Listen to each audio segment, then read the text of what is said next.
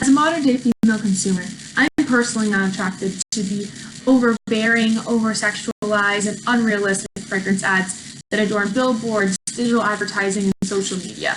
I think there's a great opportunity for the beauty brand to hit the market and bridge the gap between realistic beauty stereotypes in the marketplace and where our modern trend-setting consumers actually live. So we're going to talk about how we can bring fragrance marketing into this new modern advertising world.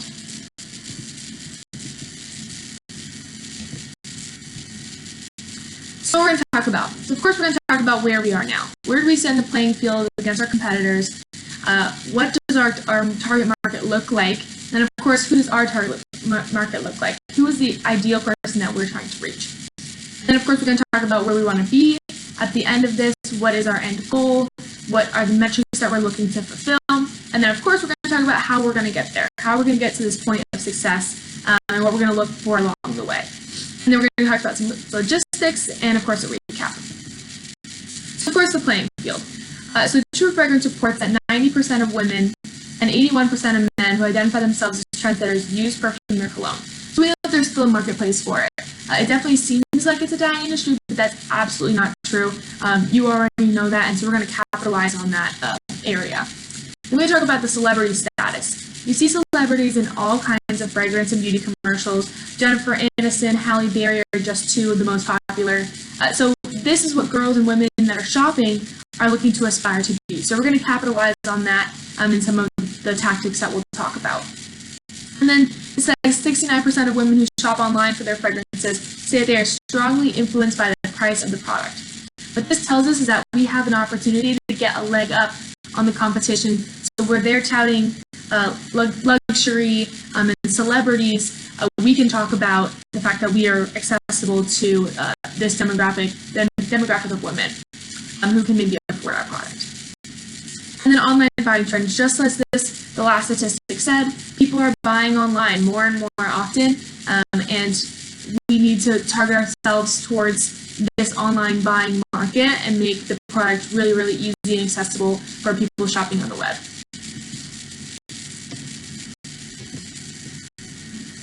Let's talk about the millennial. This is our target market. This is who we're trying to reach. Women, to be specific, they have an immense spending power, and this is in comparison to generations before them. But this is something that we can capitalize on because this generation loves to shop, and so we're gonna get them shopping. 41% of millennials have made purchases on their phone. So this is where we're going to talk about tactics that we can optimize for mobile. It's a really, really important platform for us to speak to millennials. 48% say that word of mouth influences their product purchases more than TV ads. So we're going to make an opportunity for them to bring up the fragrance in a conversation and spread that potential for word of mouth. And that's through the native advertising, some of the digital platforms that we'll talk about. 63% stay up to date with brands on social media. Again, further drilling home that mobile, social, digital is the way to go. Our target market is there. This is where they spend a lot of their time. It's also how they interact with influencers, celebrities, and people who really push their purchasing behavior and their product behavior. So the chart on the right shows you just how much time millennials spend with their day. So obviously the majority of the time spent is browsing the internet. Again, there's our mobile shoppers. The next largest category there is social networking. And you can come down to listening to the radio or talking about products, podcasts, brands, etc. It's a large portion of their time. And then 70% of millennials who watch YouTube in the past year learn how to do something, learn something else that they're interested in. So this is an opportunity for us to catch millennials where they're looking for something else and teach them about something that they may be interested in as a result. Let's talk about our millennial. So meet Jamie and her best friend Lola. Jamie is a 27-year-old professional who works in the tech consulting industry. In her free time, she likes to travel, she likes to go to the gym, she likes to work out, she likes to go to fitness classes, she loves to dine out at new restaurants, like her favorite pizza place, but she likes to try out new places as well, and spends a lot of time with her friends. She also spends a lot of time on social media, and she has a couple of her favorite YouTubers where she watches makeup tutorials, clothing videos, and all kinds of beauty DIYs. And her best friend Lola talk about everything, and they love to talk about their favorite products and share their perception of products they've tried. So Jamie is who we want to reach, and all of these kind of tell us a little bit about where we can find her and where we can gain her impression. So where we want to be. So we want to be visible on influencer style platforms. So this is social media. These are digital platforms where people are already being influenced by another person they look up to or a product category that they're interested in, and we can catch their impression on these platforms. We also want to align with fashion and beauty staples. So this is where we'll talk about Pinterest, which is a very popular brand for beauty and fashion and lifestyle, attracting the millennial woman, and motivating word-of-mouth conversations, as we kind of just touched on. This is who we're going after, and we want to stimulate those word-of-mouth conversations to occur. Reach 150 million total impressions in 2 months. This is our impressions goal. We'd also like to boost conversions by 60% in 2 months and increase awareness by 100%. So we're really going to be pushing the name of the brand and really getting it in as a household name. So how are we going to get there? How are we going to reach those impressions? How are we going to get that conversion rate up? So these are the 5 areas that I've recommended. Digital/programmatic out of home, digital banners, digital audio, digital video, and social media. So we'll get in depth on each of these. As a precursor, let's say if you look at this image and this image reminds you of any social situation that you have ever been in, then you will understand where I'm coming from when I say that pushing digital is a very smart and strategic way to best utilize your budget. So we're going to start with digital out of home. So the great thing with digital out of home is that we can optimize by location and catch people in a specific consumer mindset. So this is malls, bus stops, billboards, in airports, on marquees. This can really be in any physical location where there's an opportunity to have an out-of-home placement that can be digitized and optimized. So talking about this consumer mindset, I'm walking through the mall. If I see an advertisement on an out-of-home billboard at the mall, I'm already in a mindset to buy. I've gone to the mall to purchase something. I already want to spend some money. I've got some money burning a hole in my pocket. So this is a really great place to catch people where they're already thinking about buying something. And many people still go to buy fragrance in person so that they can smell. So this is a great time. I've also recommended some locations here.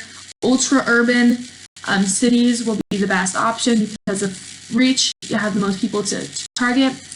And I also think for timing, this should be pulsing and focus on hitting the highest impressions on the weekends. This is when more people are out shopping. With programmatic, we can also target them, after 5 or 6 p.m. so we can catch people doing their post-work errands as well. So it's great to optimize and target specific areas and specific time frames. We can also, of course, utilize dynamic visual assets. So we can use videos, super highly engaging graphics. There's plenty of options that we can use with a digital billboard or ad. This will cost $300,000, but we can have 25 placements per month scattered around these locations. So digital banners. So the first thing that we want to talk about here is appealing to internet and mobile shoppers, which is a huge plus for us with our online shopping millennial fan base. Again, utilize visual assets. So many of online content is video. Everyone's pushing video. It is more engaging, and that's just in the numbers. So we'll absolutely be able to use some of those in our digital banners. This also gives us some diversity of placements, targeting, and tracking, because we can see where people are visiting our ad, if it's making a conversion, and how we can optimize. We can optimize the entire time to push lower CPMs and higher CPAs, and we're never stuck with one creative. We're never stuck with one type of messaging. We can make it better as the time goes on and as we come to better understand our audience. So this GIF underneath will show some of the different options and how we can optimize for mobile, tablets, etc. So hopefully here we're going for a KPI of as low as 80 cents CPM up to $1.50. So we have much better prices here.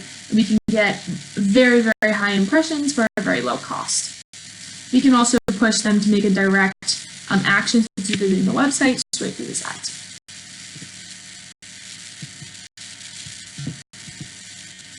So the next thing we're going to talk about is digital audio, and we want to focus on Spotify. You'll see in the graph at the bottom that about 54% of their target audience is 18 to 34 years old. This is our entire target audience here, and 44% are female. So this is definitely where we can find people that are in our audience that are listening to music. We're definitely going for that younger age range. So I haven't recommended Pandora here because they tend to skew a little bit older, and with Spotify has more members altogether. You'll see that fact that it talks about people converting to internet radio versus people listening to over the air. This is simply because there's convenience with portability. Spotify has more station options. The sound is typically more consistent. They can also listen to podcasts, and there's more content in general. Same thing with any other digital platform. There's targeting, so we can choose to find playlists most commonly listened to by women or women in this age range, or playlists that are pushed by artists that may also serve as influencers to this age demographic. So this costs $300,000 if we push on Spotify, and we can utilize still graphics, video, and audio assets as well. Let's talk about social media, everybody's favorite. So I have recommended social media ads for Facebook, Instagram, and Pinterest. We can start with Facebook. Obviously, Facebook has a huge following, and plenty of people still turn to the social media platform multiple times a day to check up with their friends and family. We can target based on pages that people like and accounts that people follow. So we can find those that are interested in beauty products and beauty brands or other fragrance brands as well.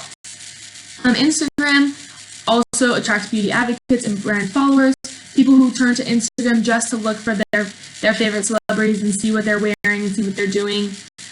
We can make these ads as super native, so they don't feel like an ad. They feel really authentic and will speak to this audience in a better way than a more traditional ad will. And then, of course, Pinterest, as I mentioned before, it skews heavily on women, and it has a lot of beauty, fashion, lifestyle, cooking, topics that women are typically more interested in. And this is a great place to also make those native creatives that I talked about that really resonate well on these platforms.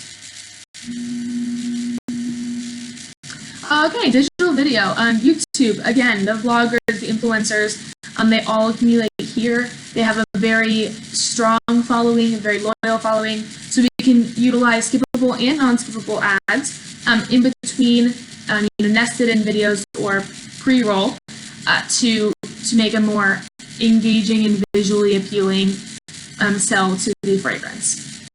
And there's an opportunity for interactivity too, as well. You can have people come straight to the website, interact with the ad itself in between the content that someone's looking for, and it just makes the brand more memorable.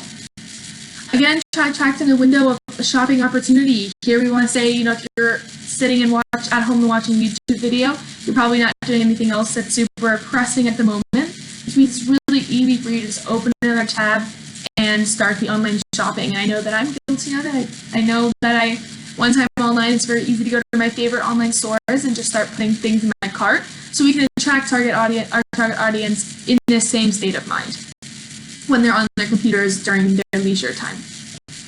And we can also leverage against sponsorship. So find vloggers or YouTubers that support the beauty industry, the fragrance industry, and nest our content together. We can also talk about header opportunities on the homepage of YouTube. These can be expensive but have amazing impressions, and it's definitely an opportunity with the budget that we're working with. So to sum it all up, I know we talked about a lot of things, but mainly the main points I want to push is to leverage visual and audio assets to create really interactive ads and engaging ads, the ads that are more realistic to the modern consumer, the modern woman. Focus on digital because it's typically more measurable. Of the platforms, I know we talked about digital out of home, which can be a little bit harder to measure, but depending on traffic on the week weekends in malls and bus stops, you can be guaranteed that you're getting a large amount of impressions, even if it can't be tracked right to the exact number. But those other digital audio, digital video, digital banners, etc. can be tracked, so we can find out unique visitors, repeat visitors, and retarget or prospect on that basis, which is really great. We're going to push reach. All of these are really focused on pushing those impressions that we're going for and making conversions whenever possible. And with that being said, of course, minimize our CPM costs and maximize CPA.